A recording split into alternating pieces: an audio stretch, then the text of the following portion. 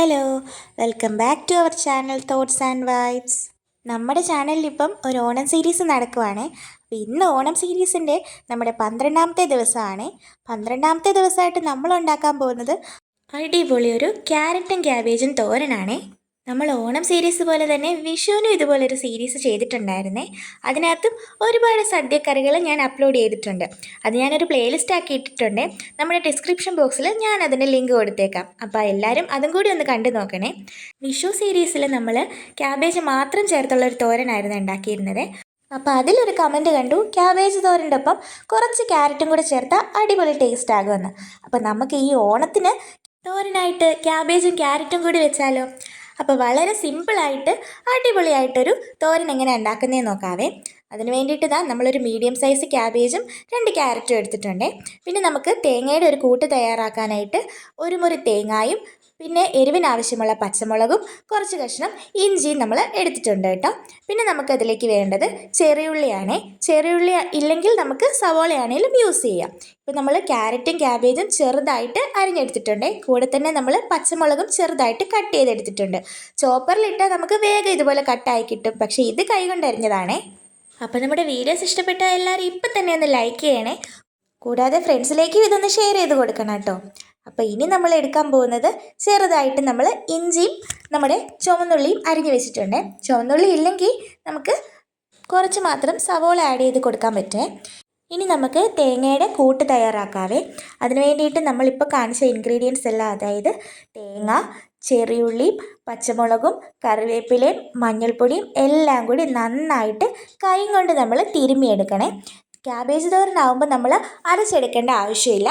കൈ കൊണ്ട് തന്നെ നന്നായിട്ട് തിരുമ്മി അതൊന്ന് സോഫ്റ്റ് ആക്കി എടുത്താൽ മതിയാവും. ഒരുപാട് അരഞ്ഞു പോയാൽ ക്യാബേജ് തോരൻ്റെ ആ ടേസ്റ്റ് ഉണ്ടാവില്ല. അതുകൊണ്ടാണ് നമ്മൾ ക്യാബേജ് തോരൻ ഉണ്ടാക്കുമ്പോൾ തേങ്ങ കൈ കൊണ്ട് തിരുമ്മി എടുക്കുന്നത്.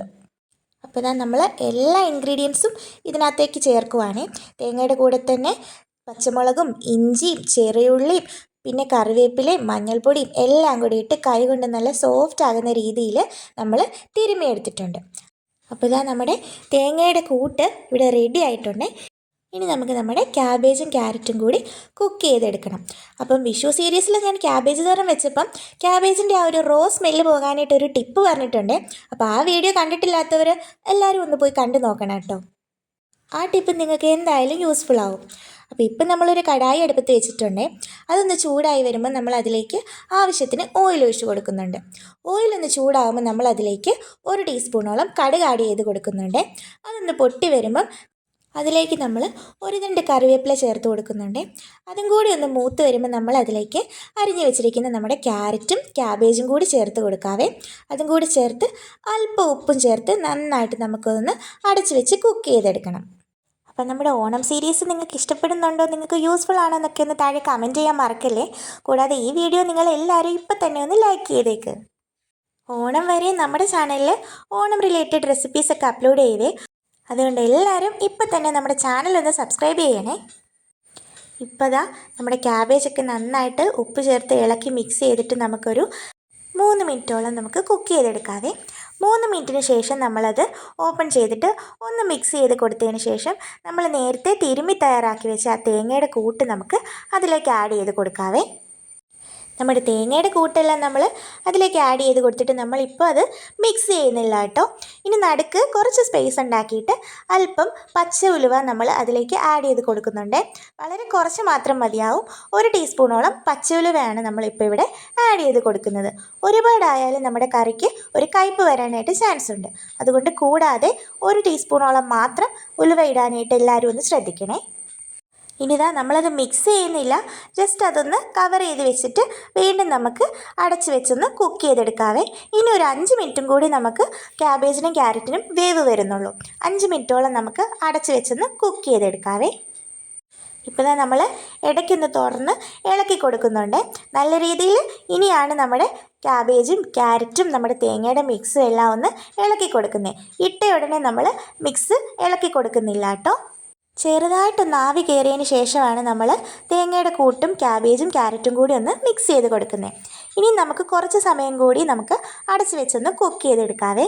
അപ്പോൾ ഇപ്പോൾ ദാ നമ്മുടെ ക്യാരറ്റും ക്യാബേജും ഒക്കെ നന്നായിട്ട് കുക്കായി വന്നിട്ടുണ്ട്. ക്യാരറ്റും ക്യാബേജും ഒക്കെ ഒരുപാട് കുക്കായാൽ തോരനൊരു ടേസ്റ്റ് ഉണ്ടാവില്ല. മാത്രമല്ല ഇതൊക്കെ കുക്ക് ചെയ്യുമ്പോൾ നമ്മൾ വെള്ളം അല്പം പോലും ആഡ് ചെയ്യില്ല. ആവിയിലും ആ എണ്ണയിലും ഇരുന്ന് നന്നായിട്ട് വെന്തോളും. വെള്ളം ആഡ് ചെയ്താൽ നമ്മുടെ തോരനൊക്കെ കുഴഞ്ഞു പോകാനായിട്ട് ചാൻസ് ഉണ്ട്. അതുകൊണ്ട് നമ്മൾ ഒട്ടും തന്നെ വെള്ളം ആഡ് ചെയ്തിട്ടില്ല കേട്ടോ. ഇനിതാ നമ്മൾ അടച്ചു വെച്ച് കുക്ക് ചെയ്യേണ്ട ആവശ്യമില്ല. ഇതുപോലെ തുറന്ന് വെച്ച് നന്നായിട്ട് ഇളക്കി ഒന്ന് തോർത്തിയെടുത്താൽ മതിയാവും. വെള്ളത്തിൻ്റെ അംശം ഉണ്ടെങ്കിൽ ഇതുപോലെ തുറന്ന് വെച്ചൊന്ന് ഇളക്കിയെടുക്കുമ്പോൾ അതൊക്കെ നന്നായിട്ട് ഡ്രൈ ആയി കിട്ടും. ക്യാബേജ് കുഴഞ്ഞു പോകുന്നതിലും നല്ലത് ഈ ഒരു പരുവമാണ്. അപ്പം നമ്മുടെ ക്യാബേജും ക്യാരറ്റും കൂടിയുള്ള തോരൻ ഇവിടെ റെഡി ആയിട്ടുണ്ട്.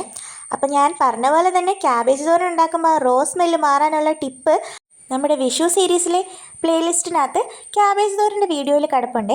അപ്പോൾ കണ്ടിട്ടില്ലാത്തവർ അതൊക്കെ ഒന്ന് കണ്ടു നോക്കണേ. എന്നിട്ട് നിങ്ങൾക്ക് ആ ടിപ്പ് യൂസ്ഫുൾ ആയോ എന്ന് താഴെ കമൻറ്റ് ചെയ്യാൻ മറക്കല്ലേ.